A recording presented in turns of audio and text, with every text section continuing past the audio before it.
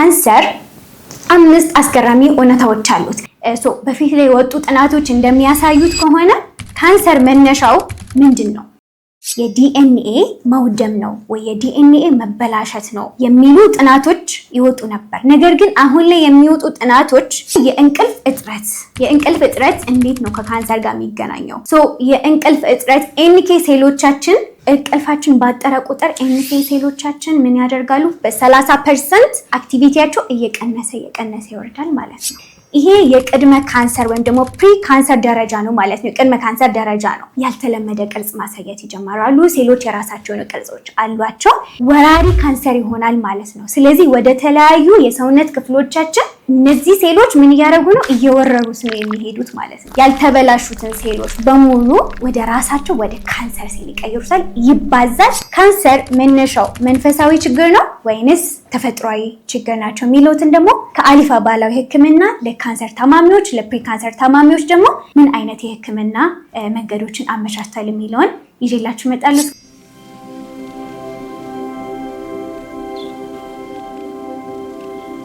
አሰላሙ አለይኩም ወራህመቱላሂ ወበረካቱ። ውድ የወዳጆ አሊፋ ዩቲዩብ ቻናል ቤተሰቦቻችን እንደምን ቆይታችኋል?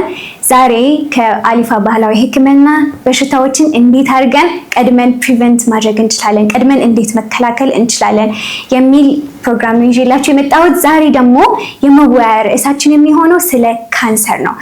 በዚህ ቪዲዮአችን በዛሬው የመወያያ ርዕሳችን ውስጥ የምታገኟቸው ካንሰርን እንዴት አድርገን ቀድመን መከላከል እንችላለን፣ የካንሰር አስገራሚ የሚባሉ 5 እውነታዎች ምንድናቸው፣ የሴሎቻችን ሰውነታችን ውስጥ ያሉት ሴሎቻችን ደግሞ ምን አይነት የአኗኗር ዘይቤዎችን ይፈልጋሉ፣ ካንሰርስ እንዴት ነው የሚፈጠረው የሚለውን እናያለን ማለት ነው።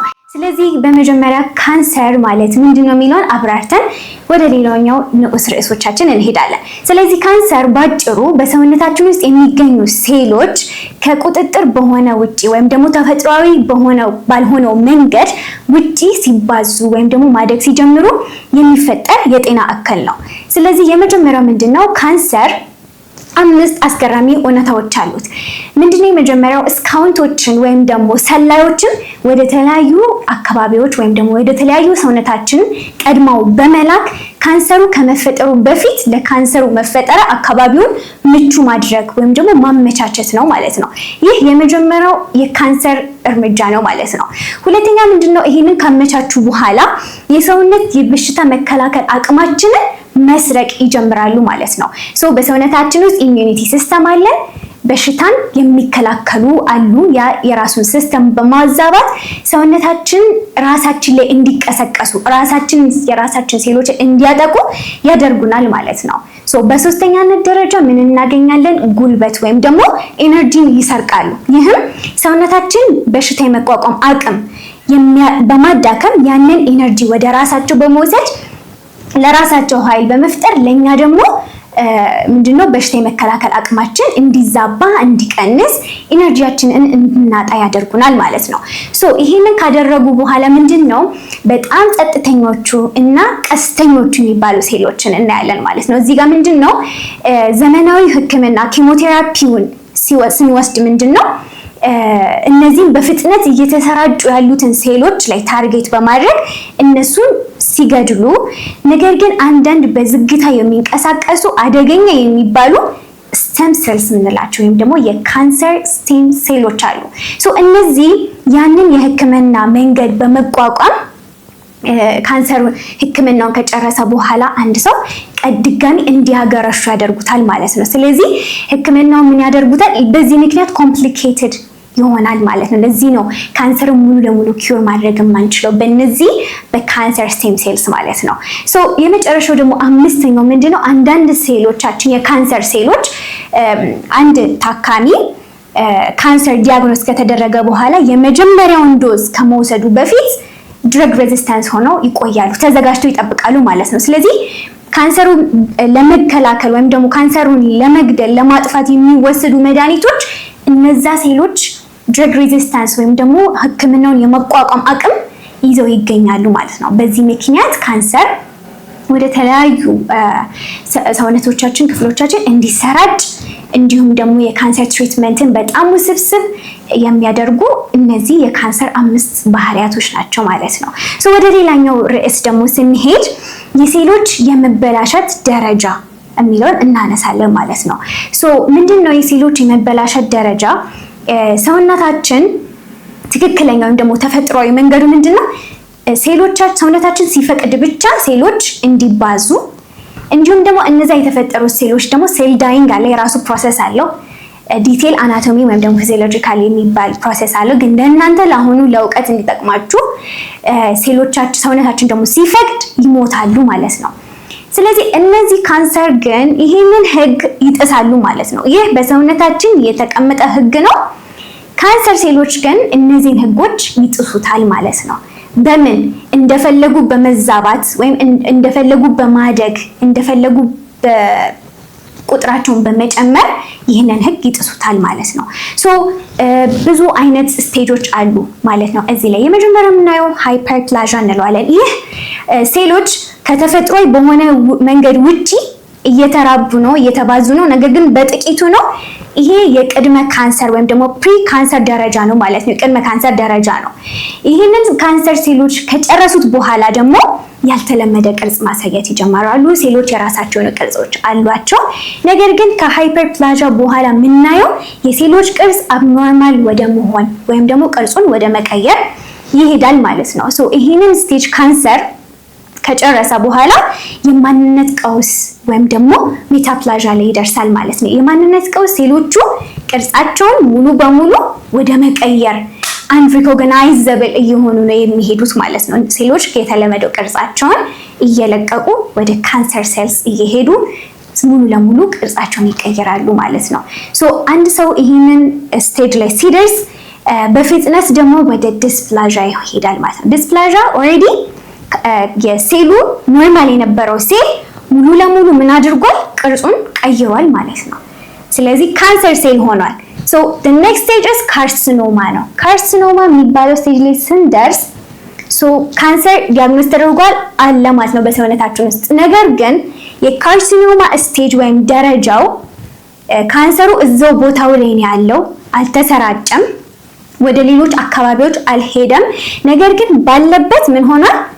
ካንሰር ሴል ሆኗል ማለት ነው። ይሄንን እንደጨረሰ ምን ይሆናል? ኢንቫሲቭ ካንሰር የምንለው አለ።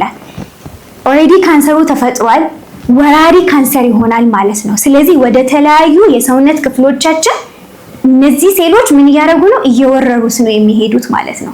ያልተበላሹትን ሴሎች በሙሉ ወደ ራሳቸው ወደ ካንሰር ሴል ይቀይሩታል፣ ይባዛል።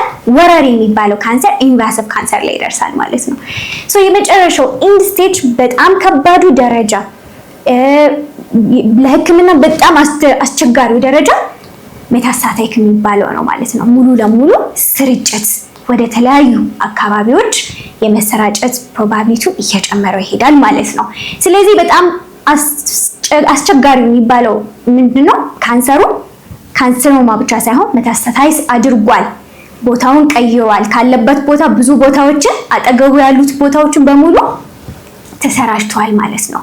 እንግዲህ እነዚህ አሁን የጠቀስኩላችሁ ካንሰር የመበላሸት ደረጃውን የሚያሳዩ ናቸው ማለት ነው። ስለዚህ አንድ ሴል ጤነኛ ከመሆኑ ጀምሮ ቅርጹን እየቀየረ ሪኮግናይዝ እየሆነ ካንሰር ሴሎች አጠገቡ ያሉትን በሙሉ እያበላሸ ኢሚዩን ሲስተማችን ራሳችን አታክ እያደረገ በዚህ መልኩ መጨረሻ ላይ ሜታስታቲክ አድርጎ ሲጨርስ የካንሰር የመበላሸት ትልቁ ደረጃ የመጨረሻ የጠቀስኩላችሁ ይሆናል ማለት ነው።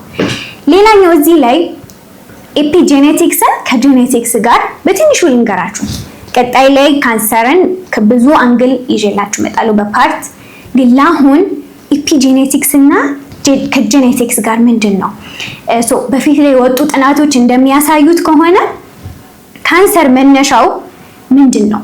ካንሰር መነሻው የዲኤንኤ መውደም ነው ወይ የዲኤንኤ መበላሸት ነው የሚሉ ጥናቶች ይወጡ ነበር። ነገር ግን አሁን ላይ የሚወጡ ጥናቶች የኛ ያናኗር ሁኔታ፣ ያናኗር ዘይቤያችን፣ የሴሎቻችን አካባቢያዊ ሁኔታ ነው ዲኤንኤውን የሚቀይረው የሚወድመው። ስለዚህ መጀመሪያው ያናኗር ዘይቤያችን ተበላሽቷል፣ የሴሎቻችን አካባቢ ሁኔታዎቻችን በሙሉ ተበላሽቷል። ያ መበላሸት ዲኤንኤውን ይቀይረዋል። እንደገና ዲኤንኤውን ያወድመዋል። ከዛ በኋላ ነው ካንሰር የሚመጣው የሚሉ ጥናቶች እየወጡ ይገኛሉ ማለት ነው። ስለዚህ ዋነኛው ኃላፊነት የሚወስዱ ማነው? እዚህ ጋር ማየት ያለብን ኤፒጄኔቲክስ የሚባለው የአኗኗር ዘይቤያችን ወይም ደግሞ የሴሎች የአኗኗር ዘይቤ ነው መስተካከል ያለበት። ለካንሰር ዋነኛው መከላከያ ኤፒጄኔቲክስ ነው። የአኗኗር ዘይቤያችንን መጠበቅ ነው። በምን ልንጠብቀው እንችላለን? በኢንተርሚተንት ፋስቲንግ፣ በመጾም፣ አመጋገባችንን በማስተካከል ልንጠብቀው እንችላለን። ስለዚህ ዋነኛው ምንድነው? ከጄኔቲክስ ይልቅ ኤፒጄኔቲክስ ላይ እናተኩር የሚሉ አንዳንድ ጥናቶችን ያሳያል ማለት ነው። እነዚህ ጥናቶች ዲቴል ያገኘሁበትን በዲስክሪፕሽን ላይ አስቀምጥላችኋለሁ። ጊዜ ሲኖራችሁ ገብታችሁ ሰፋ ያለ እንትን ማድረግ ትችላላችሁ። ምክንያቱም ጤና ፕራዮሪቲ የሚሰጠው ነገር ስለሆነ ማለት ነው። ካንሰር ታማሚ ብቻ ሳይሆን የሕክምና ባለሙያ ብቻ ሳይሆን ጤነኛው ማህበረሰብ ፕሪቨንሽን ላይ ብንሰራ ይሄ ካንሰር ስቴጅ ድረስ ወይም ደግሞ እስከ መግደል ድረስ እንዳይሄድ መከላከል እንችላለን ማለት ነው። ይሄንን ኤፒጄኔቲክስ ከጄኔቲክስ ጋር ያለውን ካየን የሰውነታችን ሴል ጥገናውን የሚያፈርሱት ምንድን ናቸው? አሁን ወደ ፋክተሩ እንመጣለን ማለት ነው። የሚያፈርሱት ምንድን ናቸው? የሚጠግኑትስ ምንድን ናቸው የሚለውን እናያለን። ስለዚህ ሰውነታችን ሴሎች የሚጠገኑት የመጀመሪያው በሰውነታችን ውስጥ ያለውን ኢንሱሊን መጠን ማስተካከል አለብን ማለት ነው።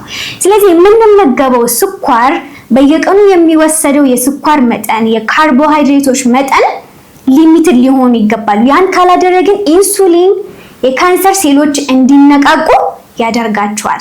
ይሄ የሴሎቻችንን መጠገኛ መንገድ የሚያበላሽ አንደኛው ፋክተር ነው ማለት ነው። ስለዚህ ቴክ ኬር ማድረግ ያለብን አመጋገብ ላይ ኢንሱሊን ሎ ካርብ ኢንቴኮችን መውሰድ አለብን። ስለዚህ ያንን መጀመሪያ ማስተካከል ይኖርብናል ማለት ነው። ሁለተኛ የእንቅልፍ እጥረት። የእንቅልፍ እጥረት እንዴት ነው ከካንሰር ጋር የሚገናኘው? የእንቅልፍ እጥረት ኤንኬ ሴሎቻችን እንቅልፋችን ባጠረ ቁጥር ኤንኬ ሴሎቻችን ምን ያደርጋሉ? በ30% አክቲቪቲያቸው እየቀነሰ ይወርዳል ማለት ነው። ስለዚህ እንቅልፍ ወሳኝነት አለው። የሰውነታችን እረፍት ማግኘት ጥገናውን እንዲያስተካክሉ ያደርገዋል ማለት ነው። ስለዚህ እንቅልፍ እጥረት አንዱ ጥገናው እንዲበላሽ መንስኤ ይሆናል ማለት ነው። ሌላኛው ደግሞ ቪታሚን ዲ መቀበያ። የቪታሚን ዲ መቀበያ መንገድ ቪታሚን ዲ በራሱ የበሽታ መከላከያ አቅምን በመጨመር ካንሰር ሴሎችን ለመግደል ይረዳ ነበር። ነገር ግን በሰውነታችን ውስጥ የቪታሚን ዲ ማነስ ካንሰር ሴሎችን እንዲባዙ ያደርገዋል። ስለዚህ የቪታሚን ዲ መቀበያ መዘጋት አንዱ ሌላኛው ፋክተር ነው ማለት ነው። the last one መርዞች እና ውጥረት ነው።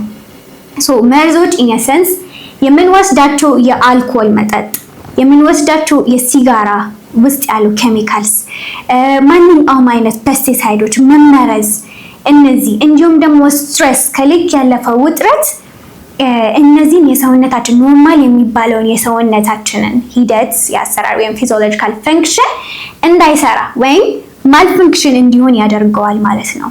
ስለዚህ ስትሬስን፣ ውጥረትን በጣም ልንከላከለው ይገባል ማለት ነው። that's why ኤፒጄኔቲክስ የምናወራው በሰውነታችን እያንዳንዱ ፊድ የምናደርገው ነገር የአኗኗር ዘይቤያችን ካልተስተካከለ በጣም ዴንጀረስ ነው፣ ወደ ካንሰር እየሄድን ነው ማለት ነው። ይህንን ካየን እንዴት እንጠገን? እሺ ጥገና ውስጥ እንዴት መስተካከል አለበት? አሁን የዘረዘርኳቸው ሪቨርስ ማድረግ ነው ማለት ነው። ስለዚህ የቪታሚን ዲ መቀበያ ከሆነ ቪታሚን ዲ፣ ቪታሚን ቢ3 የሚባሉትን መመገብ አለብን ማለት ነው። ሌላኛው ደግሞ የኢንሱሊን መጠናችን መቀነስ በቻል ይኖርብናል ማለት ነው። ኢንሱሊን መጠን ቅድም እንዳልኳችሁ ኢንሱሊን ሎ ካርብ ኢንቴክ ዳይታችን መስተካከል አለበት ማለት ነው። ይሄንን ሎ ካርብ ኢንቴክ የሚለውን ደግሞ በሰፊው የምትፈልጉ ከሆነ ኮሜንት ላይ አስቀምጡልኝ መልስላችኋለሁ። ይሄን እናስተካክላለን። ዚንክና ፎሌትን እንጠቀም። ይሄ ደግሞ ከአረንጓዴ ቅጠላ ቅጠሎችን አዘውትሮ መመገብ ይተካዋል ማለት ነው። ሌላኛው የመጨረሻው ደግሞ ሰልፎራፊን የሚባለው ወይም ደግሞ የጎመን ዘሮች እንደ ብሮኮሊ አይነቶችን አብዝተን መመገብ ይኖርብናል ማለት ነው። ይሄ ካንሰር እንዳልኳችሁ ከአሊፋ ባህላዊ ሕክምና አሁን ማስተላለፍላችሁ መልእክት ፕሪቨንሽን ላይ በጣም መስራት እንዳለብን ነው። ስለዚህ አሁን ያልኳችሁ ሴሎቻችን ይጠገናሉ። እንደ አጠቃላይ ሀሳብ ግን ማነሳው ማንኛውም ሰው ካንሰርን ለመከላከል ማድረግ ያለበት የአኗኗር ዘይቤውን ማስተካከል፣ የአመጋገብ ስነ ስርዓታችንን ማስተካከል፣ አሁን የዘረዘርኩላችሁን ደግሞ ጥገናውን የሚያስተካክሉ የሚያበረታቱ ነገሮችን ማድረግ ይኖርብናል ማለት ነው። የዛሬው ቪዲዮአችን ሞር ስለ ካንሰርን ይመለከታል። ካንሰርን ፕሪቨንሽን ኖት ኦንሊ ካንሰርን ብቻ ሳይሆን በብዙ የሚገኙ በሽታዎችን ቅድመን እንከላከል የሚል ከአሊፋ ባህላዊ ሕክምና የሚተላለፍላችሁ መልእክት ነው። በተጨማሪ ፕሪቨንሽን ላይ ቅድም ያነሳሁትን ነገር በጣም በዋነኝነት ልንሰራበት ይገባል። በቀጣይ ቪዲዮ ካንሰር መነሻው መንፈሳዊ ችግር ነው ወይንስ ተፈጥሯዊ ችግር ናቸው የሚሉትን ደግሞ በሰፊው ከአሊፋ ባህላዊ ሕክምና ለካንሰር ታማሚዎች፣ ለፕሪካንሰር ታማሚዎች ደግሞ አሊፋ ምን አይነት የሕክምና መንገዶችን አመቻችቷል የሚለውን ይዤላችሁ እመጣለሁ። እስከዛው ሰላም አለይኩም ወራህመቱላሂ ወበረካቱ።